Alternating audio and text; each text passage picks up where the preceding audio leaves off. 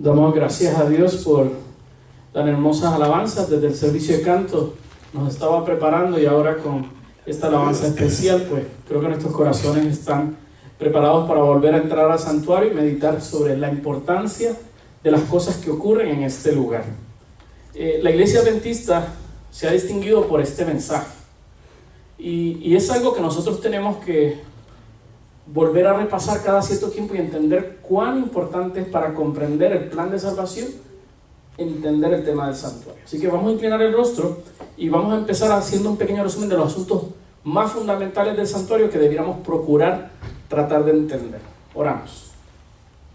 Querido Señor, gracias por habernos traído a este lugar. Gracias por tus bendiciones en este día. Gracias porque estamos aquí, Señor, porque queremos escuchar de tu palabra. Que al meditar en lo que tú has hecho en la cruz y cómo este sacrificio ha sido recibido en el cielo, nos recuerde que desde la perspectiva divina tú has garantizado nuestra salvación a través de la resurrección de Jesucristo. Ayúdanos a confiar en ese sacrificio y a confiar en esa resurrección y permitirte a ti seguir haciendo esa obra en nosotros. Pues lo pedimos en el nombre de Jesús. Amén. Quisiera también agradecerle al pastor Guevara y hermana Rosy la bendición de compartir hoy con ellos la cena y disfrutar de unas deliciosas pupusas. Así que las disfruté mucho, tenía tiempo de no comerlas y agradezco mucho el esfuerzo y la dedicación para darme un platillo que uno no todo el tiempo en Puerto Rico puede disfrutar. Así que agradezco mucho porque estaba muy rico y lo estoy disfrutando. Espero que la digestión me permita predicar bien, porque me di una comida muy buena, muy buena. Muchísimas gracias. Vea, vamos a ver si ponemos la presentación. Vea, el mensaje adventista estaba fundado en dos cosas. En primer lugar, el mensaje adventista surgió por la predicación de los mensajes del libro de Daniel, ¿verdad? Usted se recuerda en la historia, Miller empezó a hablar de las profecías de Daniel. Y especialmente se empezó a hablar de Daniel 8:14. Daniel 8:14 dice que el santuario iba a ser purificado después de los 2300 tardes y mañanas. Así que se empezó a hablar de la purificación del santuario y se esperaba que esa purificación tenía que ver primero con ¿qué? Con la tierra. Así que ellos decían, ¿cómo va a ser la tierra purificada? Cristo va a venir y la va a purificar con fuego. Así que esta purificación es la venida de Cristo. Así que esas fueron las primeras forma en que trataron de entender el tema de Daniel.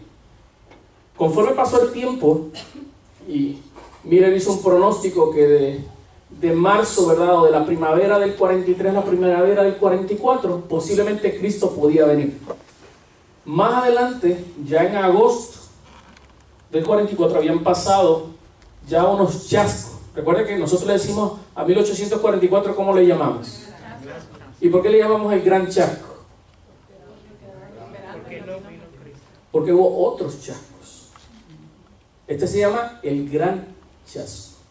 Pero Miller había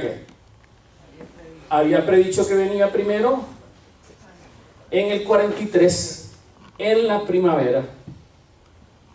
Y dijo que venía desde la primavera del 43 a la primavera del 44. Ya habían pasado la primavera del 43 y había pasado la primavera del 44.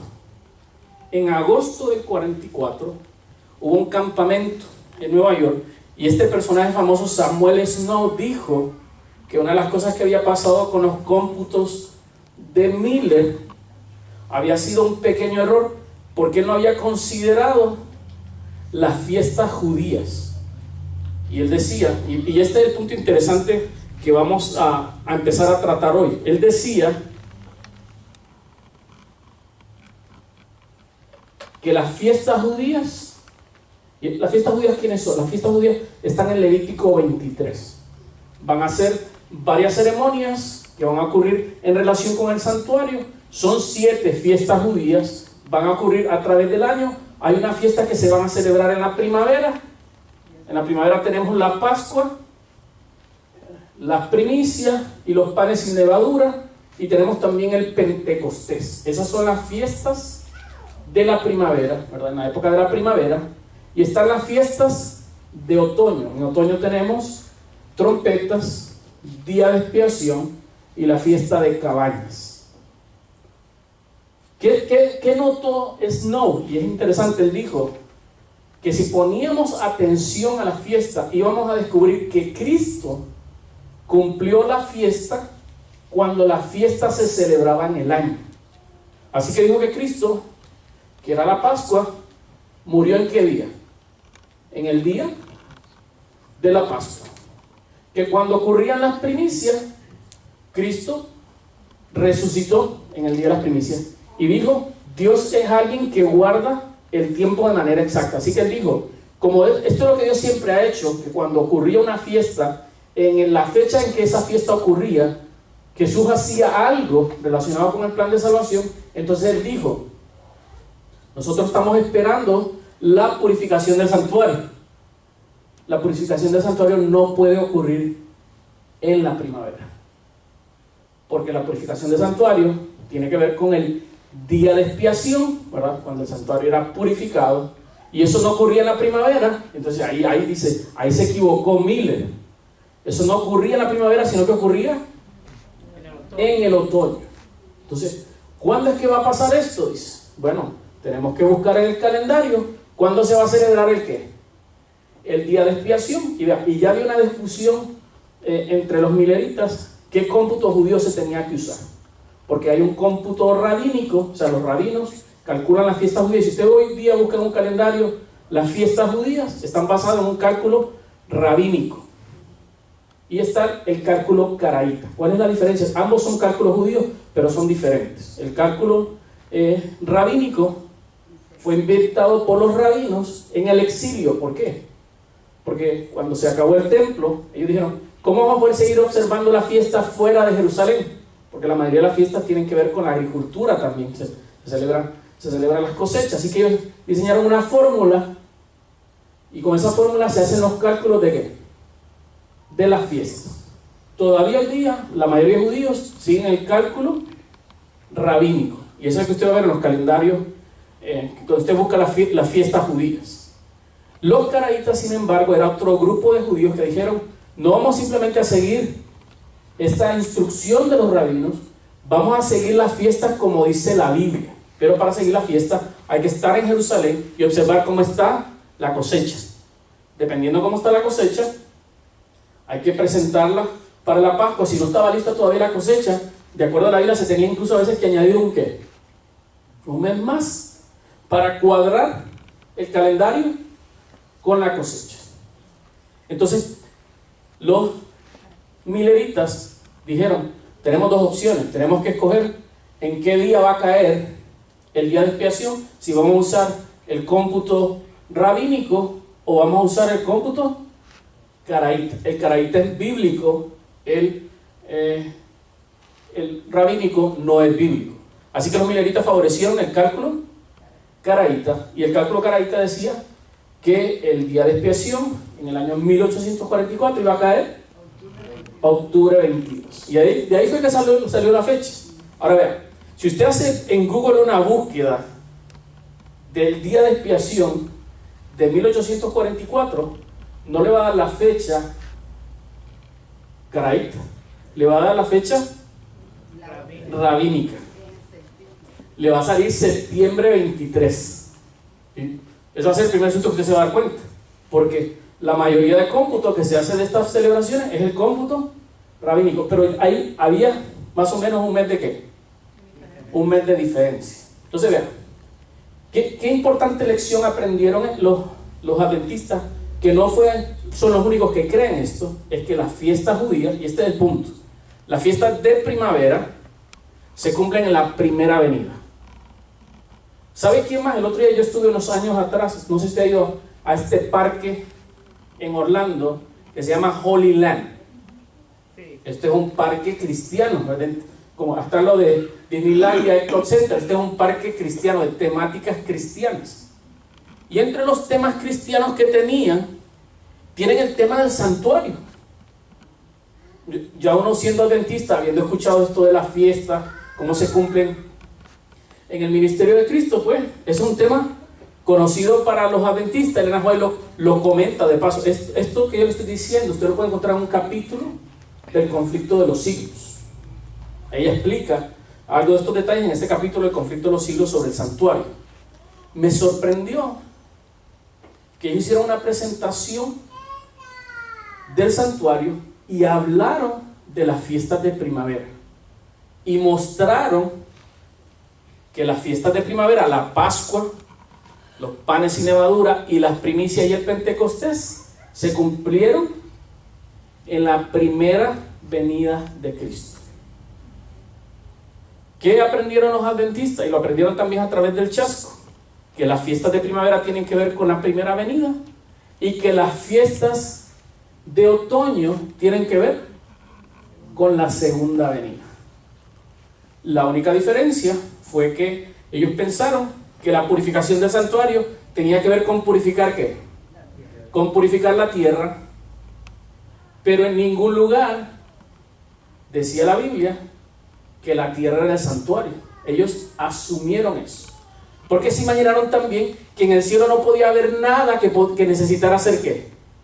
Purificado, pero la escritura dice que sí. Así que, vean, a veces nosotros reaccionamos o rechazamos cosas porque no nos suenan lógicas, pero la pregunta no es si es lógico, es si es bíblico. Y la Biblia dice que habían cosas en el cielo que necesitaban ser ¿qué? Purificadas. Bueno, de paso, ¿dónde comenzó el problema del pecado? Allá en el cielo.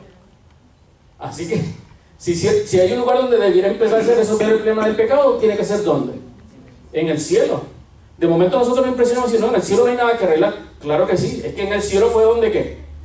En el cielo fue donde comenzó todo.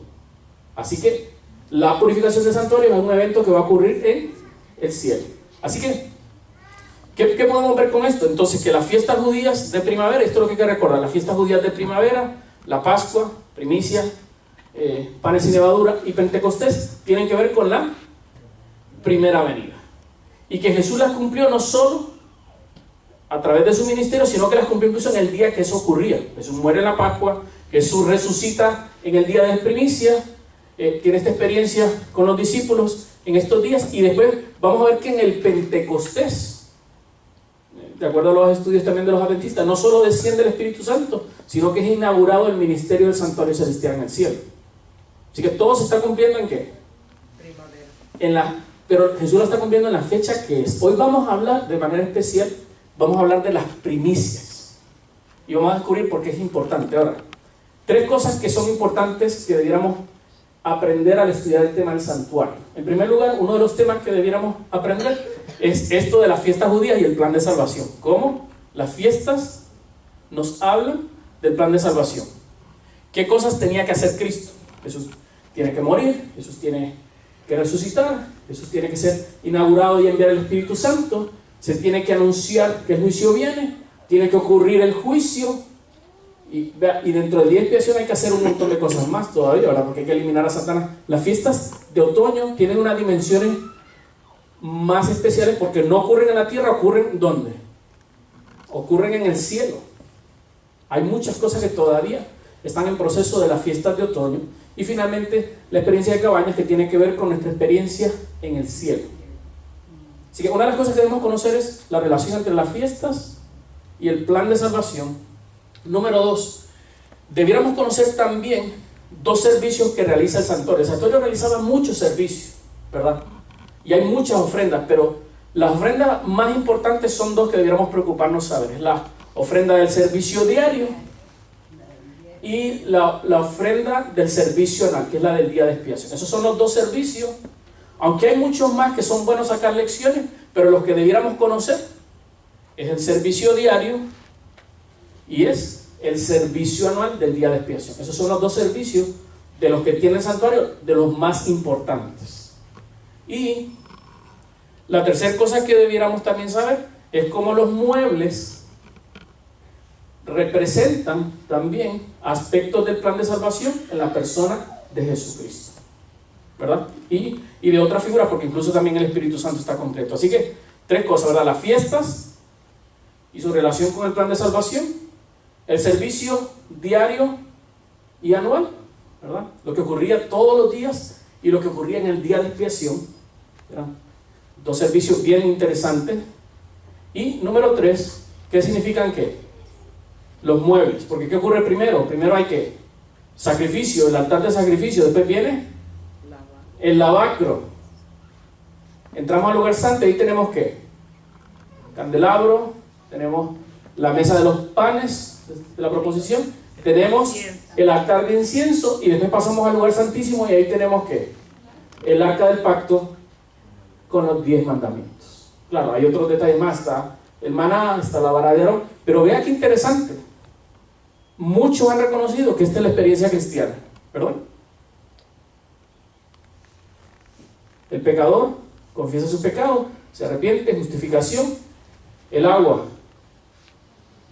bautismo, la experiencia con el Espíritu Santo, entra la experiencia de santificación, el pan, la luz, la oración.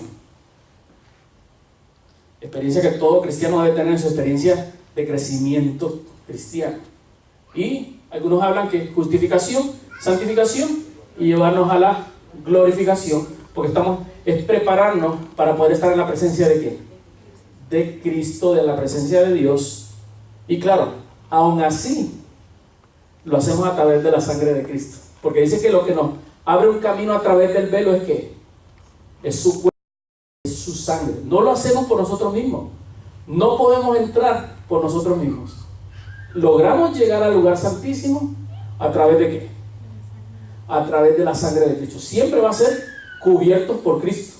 Nunca vamos a estar ahí simplemente por nosotros mismos. El que nos ha dado el derecho de estar ahí ha sido Cristo.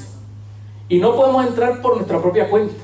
Entramos bajo el derecho que Cristo nos otorga a través de la justicia de ¿quién? A través de la justicia de Él. Así que, note, los muebles también son ¿qué? Ahora, hay un montón de cosas que la gente habla del santuario, ¿verdad? Otros detalles de los materiales, de los clavos, de los olores. La gente le ha sacado punta al santuario de manera increíble y con mucha imaginación. Pero estas cosas que le mencioné son las cosas más importantes de ellas, las más fundamentales. Son las que si nos mantenemos en ellas, porque hay mucha especulación también con el tema del santuario, nos vamos a mantener más seguros si nos mantenemos con estas lecciones fundamentales. Así que las fiestas judías entonces nos hablan acerca del plan de salvación y, como les mencioné, conforme van avanzando, ¿verdad? La Pascua, los panes sin levadura, las primicias, el Pentecostés, la fiesta de trompeta, el día de expiación y la fiesta de tabernáculos, nos van hablando de eventos que son el tipo y eventos que van a ser el antitipo o el cumplimiento que se van a dar en la vida de ¿qué? En la vida de Cristo. Hoy vamos a hablar de las primicias y las primicias tienen que ver ¿con qué? Con la resurrección. Así que la fiesta de las primicias era una fiesta bien importante. ¿Qué se hacía? En el día de la Pascua se visitaba el terreno donde estaba la cosecha y se seleccionaba de la cosecha este manojo, ¿verdad? Este pedazo de la cosecha, una muestra de la cosecha, se seleccionaba en ese día porque era la que se le iba a presentar aquí a Dios. Se escogía el día de la Pascua, pero iba a ser presentada al sacerdote en el templo, no al día siguiente, porque el día siguiente era considerado un día de reposo ceremonial, sino al día siguiente de eso. Así que al tercer día, ¿verdad? Al tercer día se presentaba ¿qué? Se presentaba la gavilla de las primicias, que en cierta forma era ¿qué? Era un agradecimiento y una garantía de que la cosecha venía. Esto solo era la garantía de que la cosecha iba a venir. Y de una vez ya se le agradecía a Dios, ¿por qué? Por la cosecha. Así que eso eran las primicias. Claro, usted recordará que también hay una costumbre que se realizaba en la Biblia de que la gente que trabajaba en la agricultura también daba sus primeros frutos, ¿verdad? Y mucha gente también usa esta costumbre, ¿verdad? En su primer trabajo, da de su dinero, o si es un agricultor, da cosas de su primer cosecha. Una costumbre que la gente da para decir, vamos a iniciar bien las cosas poniendo a quién en primer lugar. poniendo a Dios en primer lugar. Así que esta fiesta es importante. Y ahora vean, ¿cuán importante es la resurrección en la Biblia? ¿Cuán importante es? Porque vean, ya hemos hablado de que es importante que haya un cordero. Ayer estamos hablando que es importante que la sangre. Y Jesús hizo estas cosas. Jesús tomó el lugar, ¿verdad?, nuestro como el cordero, dio su vida por nosotros. Pero la pregunta es, si Cristo hubiera muerto y no hubiera resucitado, vea, eso es lo que dice la Escritura. Si Cristo no resucitó, si Cristo no llegara a resucitar, no llegó a resucitar, no importa lo que haya hecho, significa que ese sacrificio no, ¿qué? No sirvió. Que queriendo pagar algo, él no pudo resolver esa deuda porque él ya debía algo. Y se tuvo que quedar a pagar también lo de qué? Lo que él debía. Pero como él no debía nada, una vez pagó esa deuda, él puede volver de nuevo a qué. Así que vea, la resurrección, y déjame decirle, Pablo es bien categórico, va a dedicar el capítulo 15 de 1 Corintios para destacarnos de manera inequívoca que sin resurrección no hay garantía de salvación. Es fundamental. Si Cristo no resucitó, no hay esperanza más. El disparate, eso es lo que dice Pablo, somos dignos de misericordia. El estar aquí, somos unos tontos, dice, si estamos en la iglesia cristiana y no creemos en la resurrección. Así que ser cristiano es creer en la resurrección. Esa es la creencia sobre la que se sostiene el cristianismo. No es solo la muerte en la cruz, es que no solo que murió y que murió por nuestros pecados, sino que también que resucitó. Sin resurrección no hay garantía de salvación. Y entonces escuchemos a Pablo. Vea lo que Pablo dice. Vamos a 1 Corintios capítulo 15, y él va a ser muy categórico en decirnos cuán importante es la resurrección para la salvación de nosotros. Y vea lo que él dice: porque si no hay resurrección de muertos, tampoco Cristo resucitó. Estoy en 1 Corintios 15, versículo 13. Y si Cristo no resucitó, vana es entonces nuestra predicación, vana es también nuestra fe, y somos hallados falsos testigos de Dios, porque hemos testificado que que Él resucitó a Cristo, al cual no resucitó, si en verdad los muertos no resucitan. Dice, si hemos estado diciendo todas estas cosas y esto no ocurrió, ¿somos qué? Somos, dice, unos mentirosos. Hemos sido hallados como falsos testigos. Porque si los muertos no resucitan, tampoco Cristo resucitó. Y si Cristo no resucitó, vana es nuestra fe. Y aún estamos ¿dónde? Aún estamos en nuestros pecados. Porque si Cristo no resucitó, quiere decir que Jesús tenía algún problema, Él. Y si Él no resucitó, quiere decir que Él no pudo pagar por lo nuestro, porque Él tenía que estar pagando ¿por cuál? Por los de Él.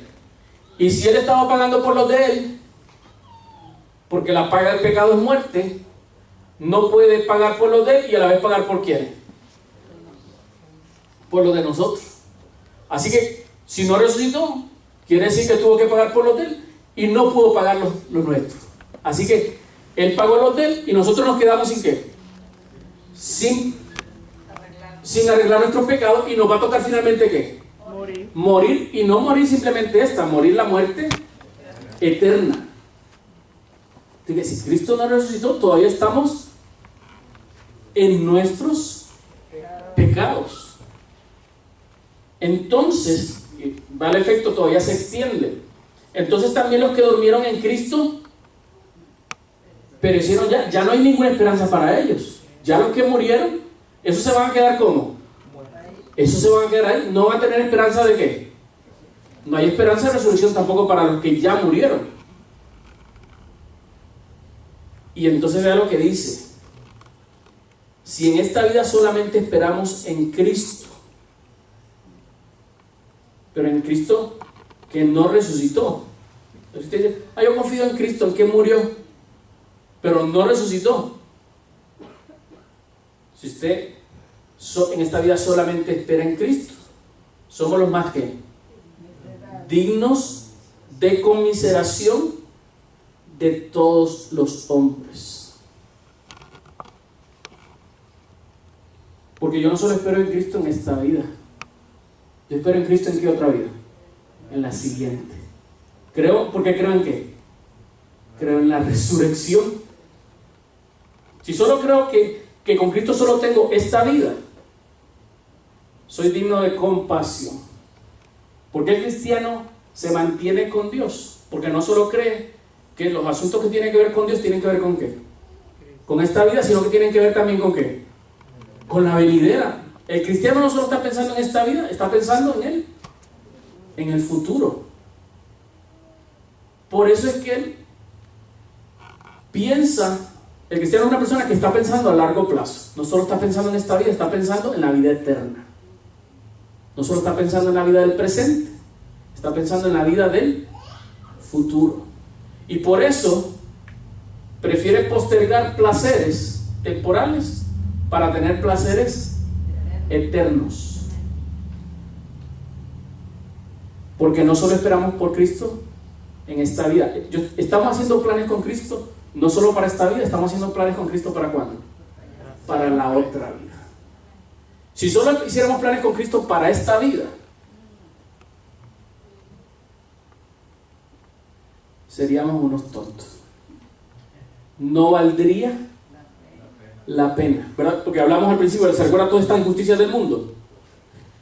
Ser cristiano y vivir toda esta injusticia, que muchas de ellas no se van a arreglar ¿hasta cuándo? Hermano, para la gente nosotros somos ¿qué? Somos unos tontos. Pero dice que entrando al santuario comprendí el ¿qué? El fin de ello. Porque el fin de ello se termina solo con esta vida. La vida del cristiano sigue hacia adelante. Así que no solo confiamos en Cristo en esta vida, confiamos en Cristo ¿para cuál? Para la vida futura. Y termina Pablo arreglando y dice, pero vea, no se asuste, ¿qué ha pasado? ¿Más ahora qué? Cristo ha resucitado de los muertos, hecho ¿qué? Primicias de los que durmieron es hecho. Así que Pablo más adelante va a mencionar que Cristo es ¿qué? En primer lugar, Cristo es las primicias como tal. Él es las primicias. Recuerden, todo cumplimiento del santuario, antes de cumplirse en la vida del creyente, se cumple en Cristo primero. ¿Quién es la Pascua? La Pascua es Cristo. ¿Quién es las primicias? Las primicias es Cristo. Todo tiene que ver primero con Cristo. Así que la celebración de las primicias es una celebración anticipada ¿de qué? De la cosecha que va a venir. La cosecha va a venir. Ahora, ¿sabe qué pasó cuando Cristo resucitó? Habían otros muertos que se resucitaron. Vea, Mateo 27, y esto es un incidente bien interesante. Mateo 27, versículo 51 dice, he aquí que cuando Jesús estaba muriendo, dice, el velo del templo se rasgó en dos de arriba abajo y la tierra tembló y las rocas se partieron. Ocurrió algo en el templo, indicando que ese servicio de ese templo ya estaba ¿qué? Cancelado, porque el verdadero sacrificio estaba siendo hecho en la cruz. Ya no iban a ser los corderos, sino el Cordero de Dios que quita el pecado del mundo. Pero dice que algo ocurrió también fuera del templo. Dice, y se abrieron los sepulcros y muchos cuerpos de los cuerpos de santos que habían dormido. ¿Qué pasó con ellos? Se levantaron. Pero el 53 aclara, dice, y saliendo de los sepulcros, ¿cuándo ocurrió esto? Después de la resurrección de él. O sea, Recuerda que un terremoto marcó la muerte de Cristo. Dice que en ese momento los sepulcros fueron abiertos. Pero esos sepulcros no dejaron salir sus muertos hasta después de la resurrección de ¿quién? Hasta que después de Jesús hubo resucitado. Entonces, dice que salieron, dice después de la resurrección de él, vinieron entonces ¿qué? A la santa ciudad y aparecieron a muchos. La resurrección de Cristo no pasó como un evento secreto.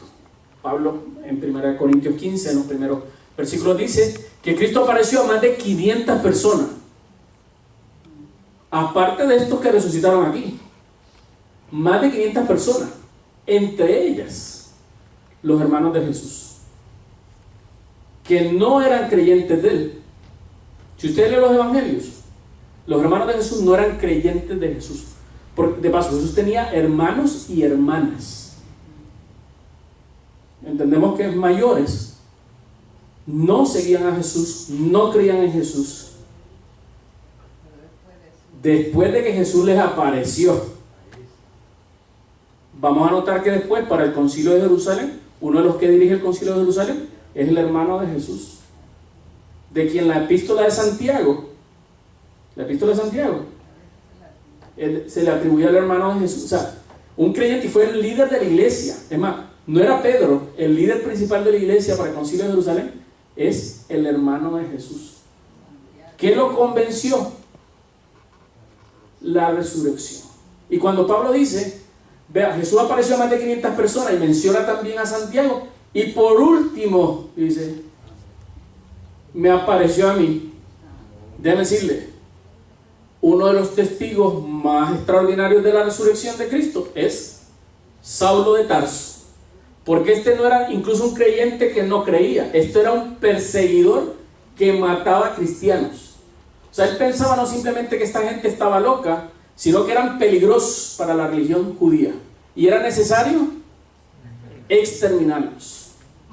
Y con celo e iniciativa propia, él pide cartas al sumo sacerdote para no solo perseguirlos en Jerusalén, sino perseguirlos por donde estén. Y pidiendo esas cartas, lleno de ira, marcha ¿hacia dónde?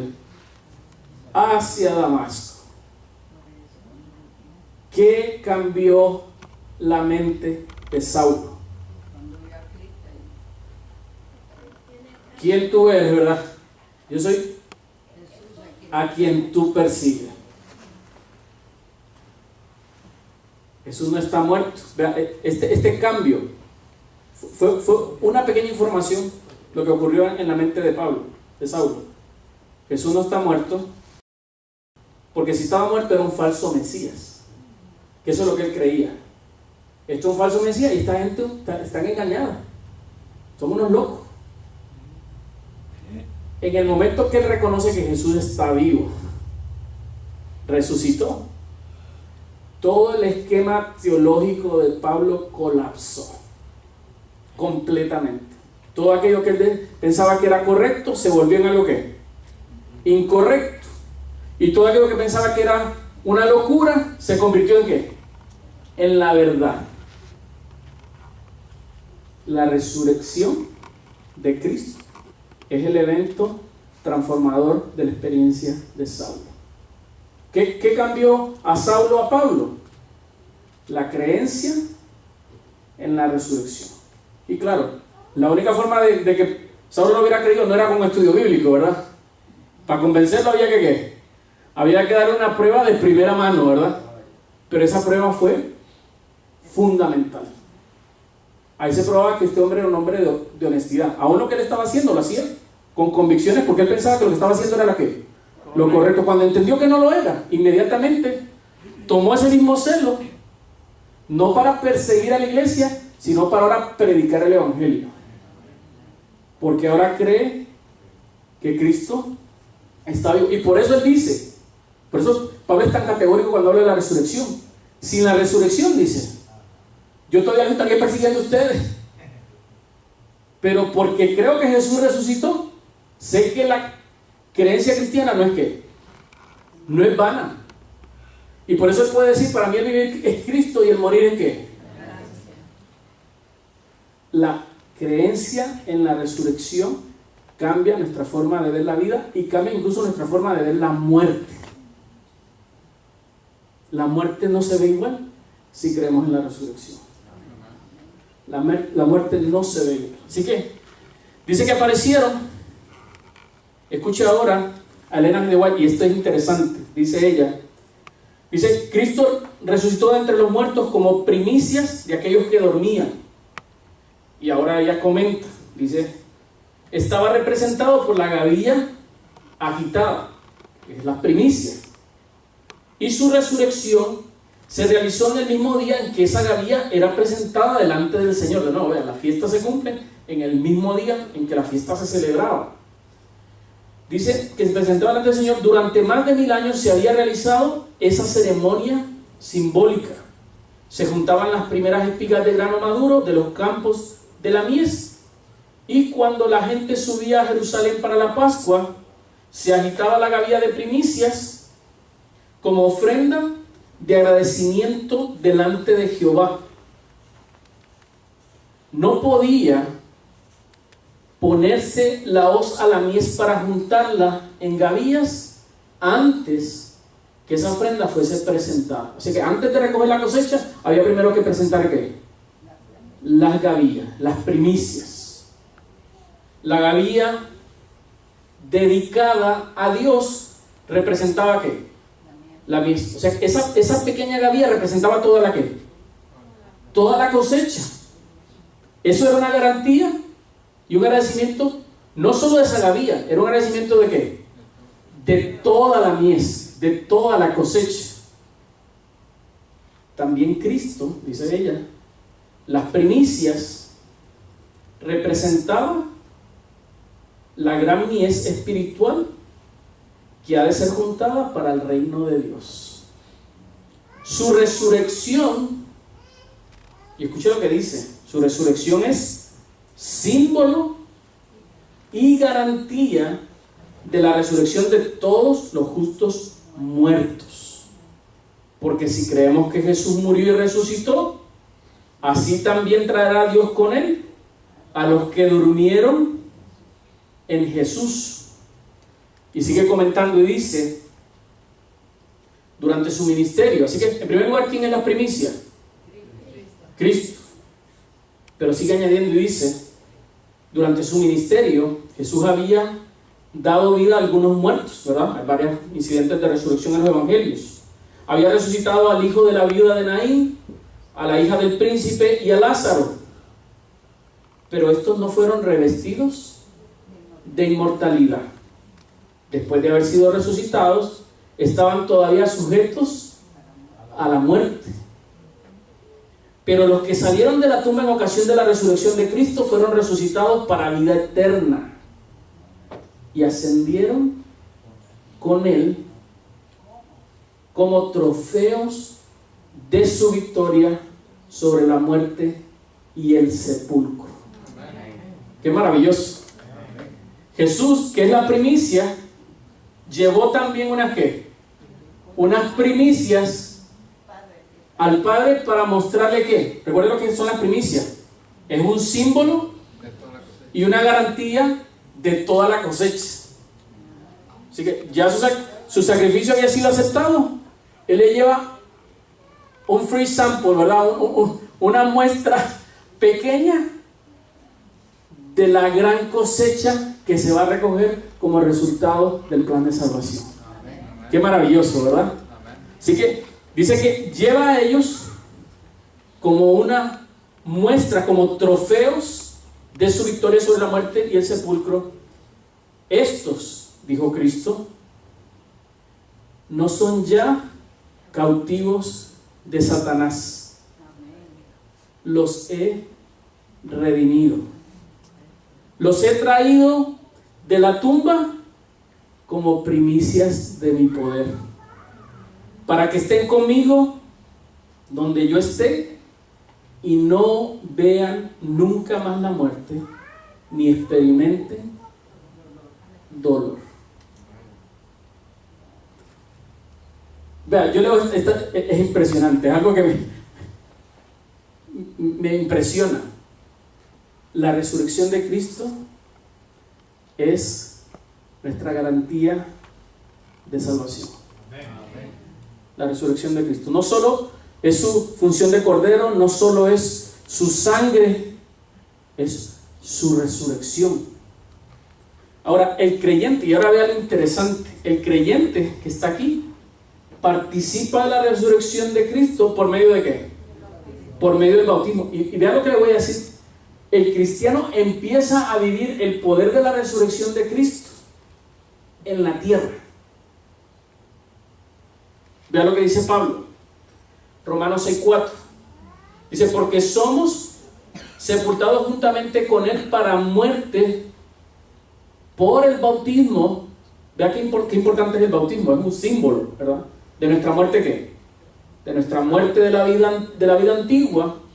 Dice, a fin de que como Cristo resucitó de los muertos por la gloria del Padre, así también nosotros andemos en vida nueva.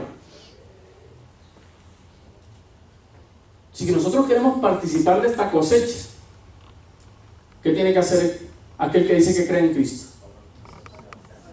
El que creyere y fuere bautizado. Tenemos que nacer del agua y del Espíritu. El bautismo es una declaración de que somos parte de ¿qué? Del pueblo de Dios, y empezamos, vea qué interesante, empezamos a vivir el poder de la resurrección de Cristo. Lo empezamos a vivir a través de la nueva vida aquí en la tierra. Cuando nos entregamos a Cristo, y lo voy a mostrar ahora con Pablo. Pablo dice que experimentamos el poder de la resurrección. Cuando empezamos a vivir la vida cristiana, el poder que levantó a Cristo de los muertos es el poder que está obrando en nuestras vidas. Es estupendo, es increíble. O sea que el milagro de la resurrección empieza a ocurrir primero ¿dónde?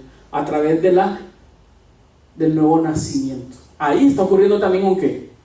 Un milagro de resurrección. Empezamos una nueva vida. Y vea lo que dice Pablo, y vamos a Filipenses 3, del 7 al 11.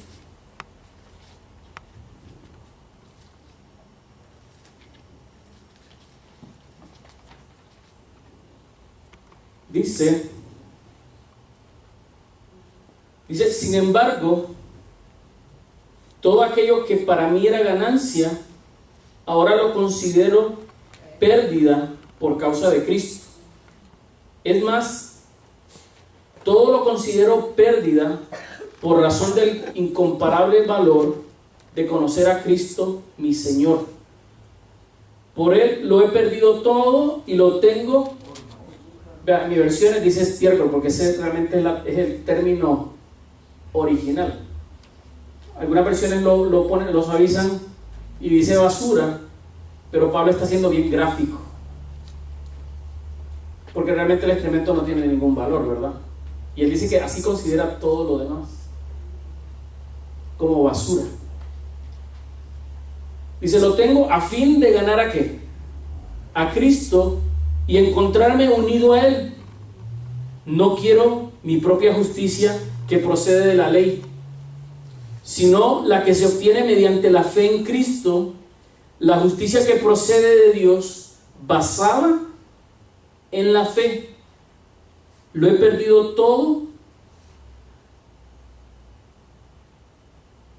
a fin de conocer a Cristo y experimentar ¿qué? Y experimentar el poder que se manifestó en su resurrección. ¿Cuándo lo va a experimentar? Ahora, en su nueva vida, el poder de la resurrección. Y participar entonces ¿en qué? En sus sufrimientos, y llegar en algún momento a ser semejante a la que en su muerte, y así espero entonces alcanzar la resurrección de entre los muertos. Así que Pablo está hablando de dos aspectos de experimentar el poder de la resurrección. ¿Cuál es el primero? Dice, yo he dejado todo y lo estimo por basura para conocer a Cristo y experimentar ahora el poder de ¿qué? El poder de la resurrección, que lo experimento a través de una nueva vida, porque el poder que levantó a Cristo de los muertos, el poder que nos mantiene en la vida cristiana. Es el poder de Dios. Pero dice que si experimento primero ese poder de resurrección en mi vida, a través del nuevo nacimiento, puedo después esperar disfrutar del otro poder de la resurrección de los muertos, si por alguna razón me toca a mí ir al ¿qué? Ir al descanso. Así que el cristiano es una persona que no solo cree en la resurrección, sino que ha experimentado en su vida el poder de la resurrección a través del nuevo nacimiento, y que como lo ha experimentado, si llega a morir, tiene garantizado experimentar también ¿qué? La resurrección de los muertos, porque si Cristo resucitó, también los que durmieron en Él resucitarán también. ¿Sabe? No lo puse en la presentación, pero este incidente que ocurrió en la primera venida, el libro de Daniel dice que se va a volver a repetir antes de que Cristo venga. Porque vea, esta resurrección de estos santos en el momento de la resurrección de Cristo, lo podemos clasificar como una resurrección especial, ¿verdad? No es la resurrección general de los justos, es una resurrección especial de algunos justos. En Daniel capítulo 12, a Daniel se le promete ser parte de una resurrección especial antes de que Cristo venga. Y en el libro de Apocalipsis se habla también que algunos de los que lo traspasaron, y aquí todos verán, y también los que van a experimentar antes de que Cristo venga, van a ver a Jesús venir, van a experimentar también una resurrección especial. Y el conflicto de los siglos dice, basado en el fundamento de Daniel y Apocalipsis, que otro grupo de santos en los últimos días va a experimentar también una resurrección especial. ¿Qué propósito tuvieron estos santos en el libro de Mateo? ¿Para qué fueron resucitados? Para testificar a otros y animar especialmente a los creyentes que estaban como. Vean, los creyentes cuando Jesús murió en la cruz estaban bien desanimados y bien asustados. Yo me imagino que después de haber visto a unos cuantos de estos muertos resucitados y ver a Jesús resucitado, como que los ánimos cambiaron un poco. Antes de que Cristo venga, Dios va a volver a hacer lo mismo. Y a su pueblo que le está esperando en los momentos más angustiosos y desesperantes, vamos a ser testigos de presenciar, si no hemos descansado en el Señor, de ver la resurrección de algunos santos. Que no, en esos últimos momentos tan críticos de desánimo, de temor, van a despertarnos ¿para qué? Para animarnos. Y ellos van a recibir también un privilegio bien grande: ver la venida de Cristo. Porque fueron creyentes que anhelaron, que predicaron acerca de qué. Y yo imagino que eso les pasó también a los primeros. Yo pienso que las personas que Dios seleccionó en este grupo de santos eran ¿quiénes? Eran aquellos que fueron de los que anunciaron la primera venida de Jesús y nunca llegaron a qué. Nunca llegaron a verla, pero ahora se les permite que van a resucitar, lo van a ver, y es más, van a tener un viaje con gastos pagos al reino de los cielos. Imagínense. Yo quiero estar esperando ver estas cosas que Dios va a hacer. Y lo que me permite sentir que esto lo puedo llegar a tener es porque Cristo resucitó. Esa es mi garantía. Si Cristo resucitó, tengo la esperanza de poder confiar en eso. Y le pido entonces que ese poder empiece a obrar primero ¿dónde? En mi corazón, para ayudarme a vivir una nueva vida. El poder de la resurrección se empieza a manifestar a través de una nueva vida en Cristo Jesús. Y se logra, y vea, si hay personas que no se han bautizado, dice que el paso, dice Pablo, por el cual nos conectamos con Jesús, con su muerte y su resurrección, en primer, lo hacemos a través de ¿qué? Lo hacemos primero con el bautismo y después con la forma en que estamos viviendo la vida cristiana. Finalmente, creo que todos necesitamos ¿qué? Todos necesitamos experiencias. Necesitamos creer y confiar en la resurrección de Cristo. Necesitamos vivir el poder de ¿qué? De la resurrección en nuestra vida, primero a través del paso de ¿qué? Primero a través del paso del bautismo y después a través de ¿qué? De la experiencia cristiana de vivir dedicado a Cristo. Y finalmente, ya dependerá de los planes del Señor, ya sea que muramos y experimentaremos entonces el poder de la resurrección de los muertos, o que seamos testigos oculares de una resurrección especial, y quién sabe si tal vez Dios nos considere ser parte de ella. Hermano, no debe haber ningún temor a la muerte. No estoy diciendo que la muerte sea fácil, pero el temor que angustia al no creyente no puede ser el temor que experimente el creyente. Podemos experimentar malestares, pero aún en medio de ese sufrimiento y angustia de pensar en la muerte, tenemos esperanza. Amén. Tenemos esperanza porque Cristo resucitó. Amén. Y tenemos esperanza porque ese poder está obrando en nuestras vidas, y ese poder que lo levantó nos levantará de los muertos. Hoy compartía con hermana Rosy, y esa es la esperanza que tenemos. Ella compartía de un ser querido que pasó al descanso no hace mucho. Pero ¿qué esperanza nos abriga? La esperanza de la resurrección. Así que, ¿qué les parece si nos ponemos y cantamos? Vamos a cantar el 103, y es Jesús resucitado. Creo que es un himno perfecto. Vamos a ponernos en pie, y necesito un buen cantante aquí.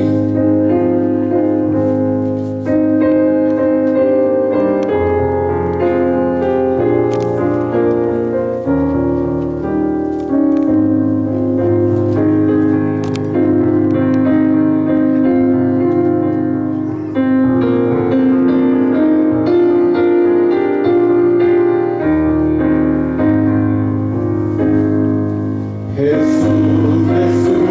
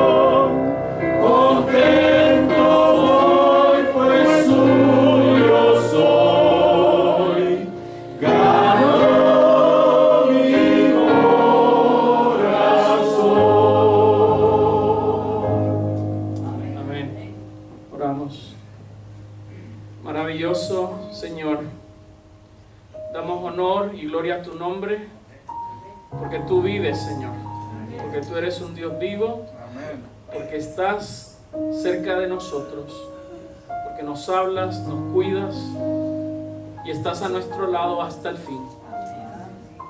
No permitas que el desánimo ni la duda nos haga olvidar que tú vives y reinas para siempre. Amén.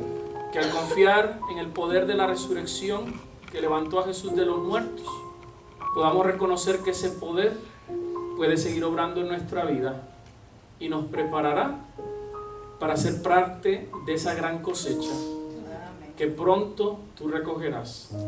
Así pues, Señor, nos ponemos en tus manos y te damos gracias por Jesús nuestro Salvador, pues lo pedimos en su nombre. Amén. Amén.